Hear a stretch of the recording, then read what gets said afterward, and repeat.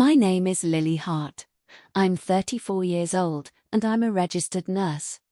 At exactly 5:36 in the morning on March 11, 2024, my doorbell camera caught my parents dumping my 78-year-old grandmother on my front porch like she was furniture they were donating. The temperature was 38 degrees. She was in her nightgown and a thin cardigan. They left 2 suitcases, didn't ring the bell, and drove away within 90 seconds. My mother texted me at 5:52 a.m. "Grandma is at your place. Jeffrey needs his space. We know you'll understand." They didn't know that I keep records on everything. They didn't know that, as a nurse, I'm legally mandated to report elder abuse. And they definitely didn't know that I'd been quietly documenting their treatment of her for the past 4 months. What my parents thought was them solving their golden boy's startup stress problem became the biggest mistake of their lives. If you're still watching, subscribe and tell me where you're watching from. Now, let me take you back to the beginning. 6 hours and 36 minutes after they dumped her, my husband Caleb was shaking my shoulder. "Lily, wake up, your phone's been going off." 14 missed calls. Then I saw the ring notification, motion detected at 5:36 a.m. We watched the silver Honda CR-V pull in. My father, Gary, got out, helped my grandmother, Evelyn, out of the passenger seat. She moved slowly, unsteady. He set down 2 suitcases. She stood there clutching her purse, confused. Then he got back in the car. My mother, Denise, didn't even turn around. Total time, 1 minute 28 seconds. Caleb stared. "That's your grandmother in 38 degrees weather?" I ran downstairs. It was 6:12 a.m. Grandma sat on the porch step, shivering in her thin nightgown. She looked up. "I'm sorry to be a bother, sweetheart." That's when I knew this was abandonment, and she'd been conditioned to apologize for it. We brought her inside. Vitals, BP 156/92, pulse 88, temp 96.1 degrees Fahrenheit, hypothermic. Her Parkinson's tremor was worse than at Thanksgiving. She knew me but thought it was Sunday. It was Monday. The suitcases had clothes thrown in randomly. At the bottom, a Ziploc bag of medications with handwritten labels. Wrong doses. Her metformin was marked 250 milligrams instead of 500 milligrams. Then I found a folded paper. "Things Evelyn costs us monthly. Medications, $120. Food, $200. Utilities, $180. Inconvenience, priceless. Total, $1,450.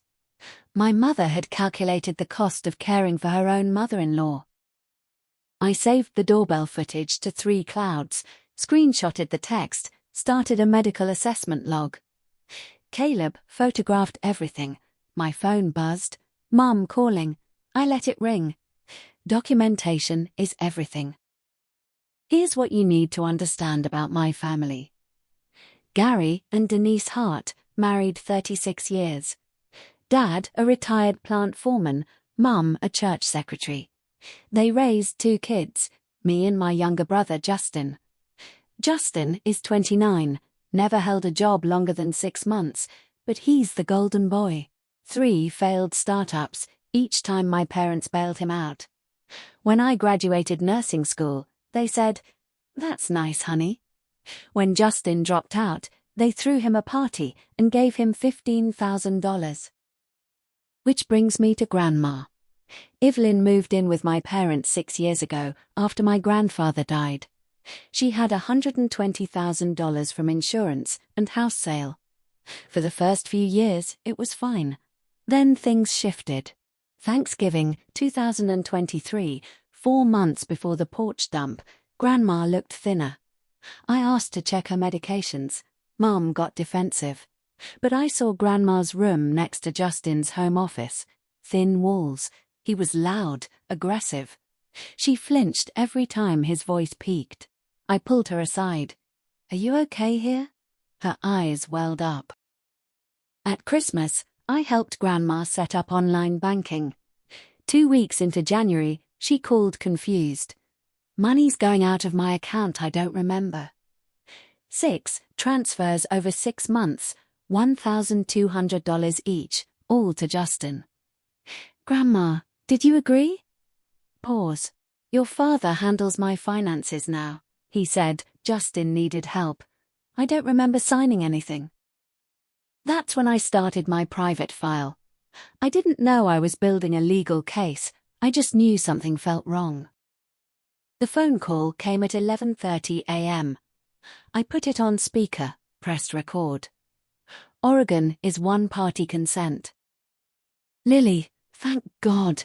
We knew we could count on you. You left Grandma on my porch in 38 degrees weather without asking. We had no choice. Justin is on the verge of a breakdown. His startup needs quiet. Grandma's needs are too much. So you abandoned her. We brought her to you. You're a nurse. You can handle this better anyway. The call lasted 47 minutes of gaslighting. I saved the recording. Then the texts. You're being selfish. Family sacrifices for family. She can stay a few weeks. Then Dad joined. We raised you better. I replied, Grandma will stay here permanently. Don't contact me about picking her up. If you want to see her, you ask me first. I searched Oregon elder abandonment laws, then adult protective services. I took a week of vacation. Day 1. I created a spreadsheet. Thanksgiving. Weight 129 pounds, BP 138/84, A1C 7.2, mobile with cane, cognitively sharp, A1C 7.2, mobile with cane, cognitively sharp. Current March 11, weight 118 pounds, BP 156.92, unsteady, confused about date. In 14 weeks. Day 2. I did a full physical. 3 stage 2 bed sores, weeks of immobility. Muscle atrophy in both legs. Fingernails overgrown. No one had been helping with basic hygiene. I photographed everything. Then, I found a medication log in my mother's handwriting. 9 entries marked, skipped, or refused. I showed Grandma. Did you refuse insulin these days? No, I always take my medicine. January 28th, I asked for it. Diane said she'd bring it after dinner. I don't think she did. February 10th. Justin had people over. I stayed in my room. No one checked on me. Patient was denied medication. Day 3. I called Grandma's primary care doctor. Her last 3 appointments were cancelled by a family member stating she refused to come. That had never happened. He made a note. I built an evidence log, 14 pages, 23 photos, a 6-month timeline, 47 pieces of evidence. Then, I opened my browser. Adult Protective Services Oregon.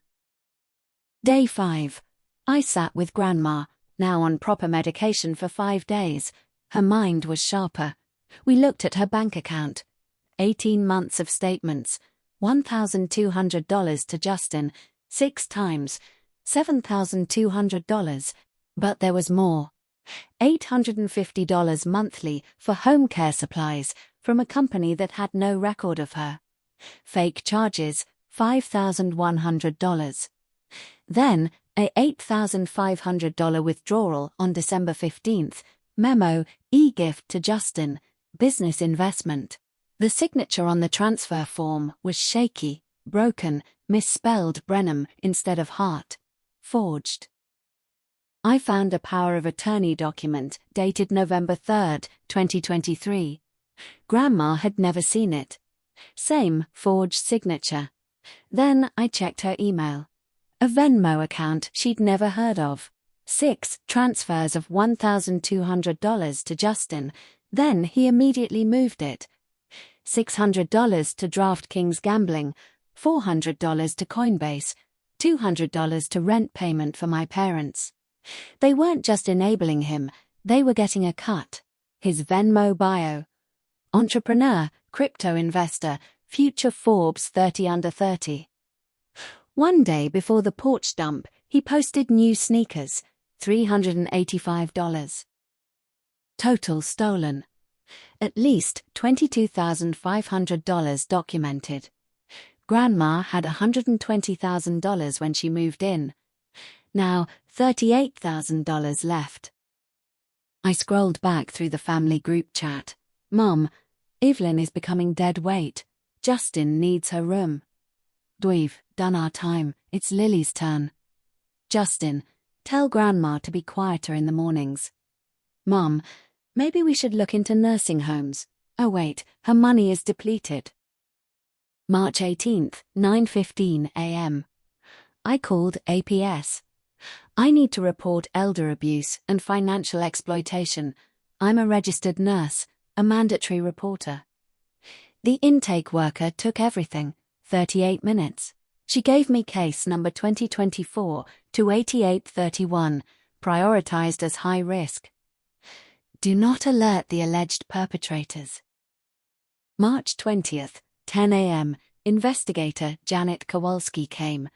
She interviewed Grandma for 90 minutes. Did you know you were moving out? No, I thought we were going for a visit. Then they drove away, and I realized they weren't coming back. I felt like trash. Janet photographed the healing bed sores. She examined the power of attorney under a magnifying glass. This is fraudulent. This just escalated to felony level. 2 days later, geriatric specialist Dr. Helen Chu conducted a 4-hour assessment. Her report: clear signs of prolonged neglect. Bed sores consistent with 6-8 weeks of immobility. Medication mismanagement appears deliberate. Patient is competent. Score 28/30. Any documents signed under coercion are voidable. This is one of the most clear-cut cases of coordinated elder abuse I've evaluated. March 25th. Certified letter from APS.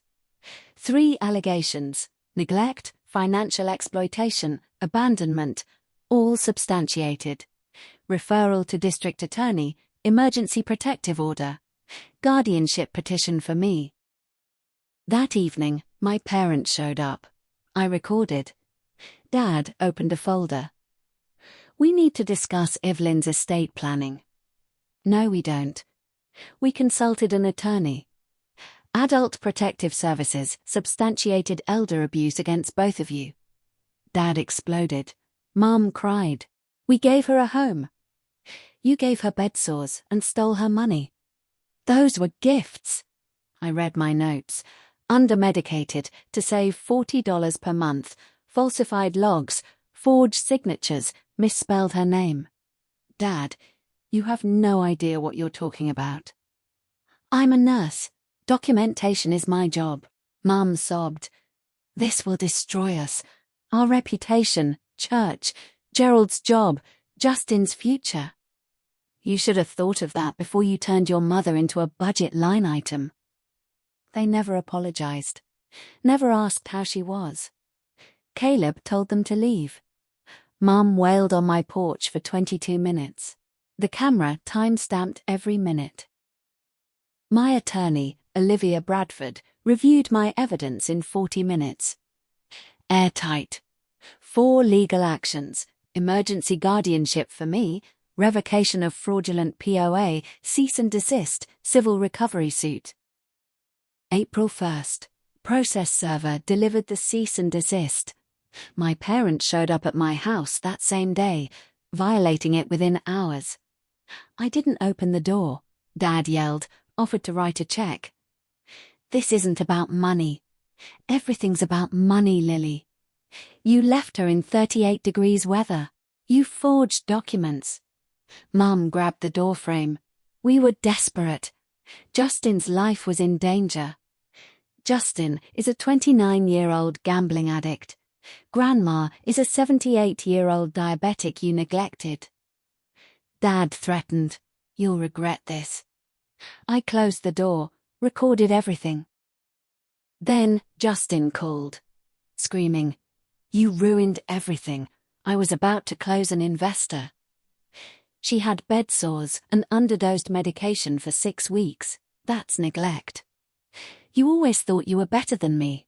I just thought I should take care of people instead of using them." He threatened me about inheritance. I saved the recording. Olivia found Grandma's 2017 will, the last legally valid version. Primary beneficiary, me. 80% to me, 20% to Justin. Reasoning clause. Lisa has shown consistent care and devotion. My parents knew. They'd emailed estate attorneys trying to get her to change it. When they couldn't, they set up the fraudulent POA to drain the accounts. I told Olivia, "I don't want the money. Set up a trust for Grandma's care. Whatever's left goes to charity." She was stunned. We created the Evelyn Hart Irrevocable Elder Care Trust, all $38,000. Lisa as trustee, not beneficiary. Upon death, remainder to Oregon Elder Abuse Prevention Coalition. My parents and Justin barred forever. April 25th, restraining order hearing. Judge Patricia Morrison presided. My parents and Justin sat on one side, Grandma, Caleb, and I on the other. The judge read the file for 7 minutes. "I've read the APS report, Dr. Chu's assessment, the financial evidence. Mr. Hart, you underdosed a diabetic to save $40 a month. You allowed bed sores to develop over 6 to 8 weeks. You forged signatures. Mrs. Hart, you falsified medication logs, bearing false witness if you need a theological framing. Mr. Hart, you spent $385 on sneakers the day before your grandmother was abandoned. That money came from her accounts." She ruled. Permanent restraining order against all three, full guardianship to Lily, all three barred from any claim on Evelyn's estate, case referred for criminal prosecution. Mum sobbed. Justin stared with pure hatred. As we walked out, he hissed, "You'll regret this." I held Grandma's hand and walked past him like he didn't exist. 30 days later, my parents resigned from all church positions. The pastor asked them to step back. My father retired early from the school district. There had been an investigation. June 3rd, Justin's bankruptcy filing. $67,000 debt, $1,200 assets. My parents couldn't bail him out. They lost their house, moved to a smaller rental. Grandma thrived. Weight back to 126 pounds, A1C 6.8, diabetes controlled. Parkinson's stable, watercolor painting class, 4 new friends, sold a painting for $85. Every Thursday, family game night. The scared woman from the porch was gone. 1 year later, March 11th, 2025, 5:30 a.m., doorbell camera alert. My mother alone, carrying a greeting card. She set it down, looked at the camera, mouthed, "I'm sorry," and left. Inside, "We've lost everything. Can we see Mum just once? We miss her." I showed Grandma. She read it. They missed me now that I'm thriving without them. When I had money, they wanted me gone. I had Olivia dig. Justin's creditors went after his co-signers, my parents. They faced a $34,000 judgment. My cousin texted, "Your mom asked if Grandma has come into any money or if you're hiding assets." They weren't asking because they missed her. They were broke and hoping she'd bail them out. Grandma dictated a letter. "You say you've lost everything. I lost 11 pounds because meals were insufficient. I lost my mobility because physical therapy was too expensive.